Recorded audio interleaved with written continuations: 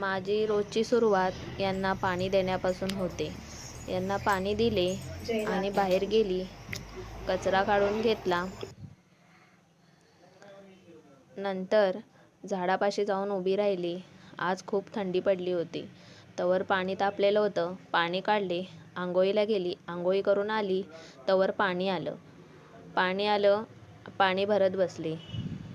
नंतर जेवण करायची सुरुवात केली, कारण शंभूला शाळेत जायचं होते म्हणून गडबड होती जेवणाची.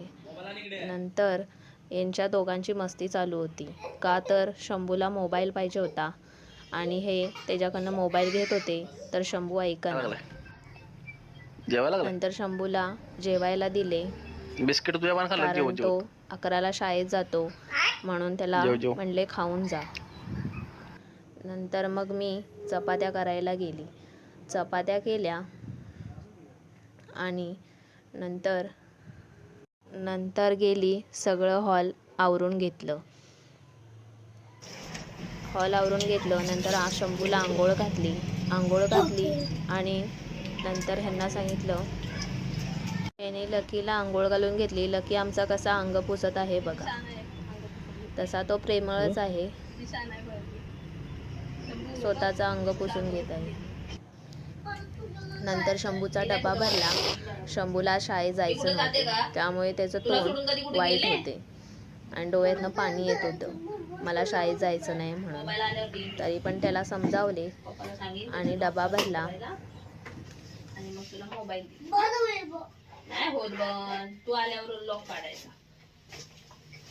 शाळेत चांगली असते बाळा, शाळेत जायचं असतो. डबा भरून झाला. नंतर तो शाळेत निघाला. शाळेत निघताना पण तो रडत होता, मला जायचं नाही, तरी गेला. नंतर मग जेवून भांडी घासायला बसली.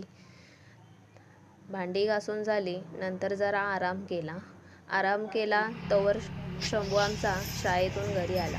झोपलेले म्हणून रागाने दप्तर फेकून मारले मला म्हणे, तू का झोपलीस?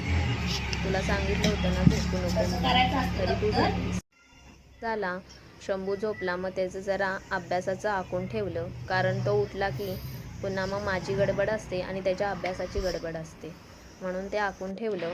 तिला आमच्या बाथरूमला जायचे होते म्हणून त्यांना आवाज देत होता की मला सोडव म्हणून. ते आले आणि त्याला सोडली. गावावरून बसली होती. आम्ही गप्पा मारत बसलो बाहेर.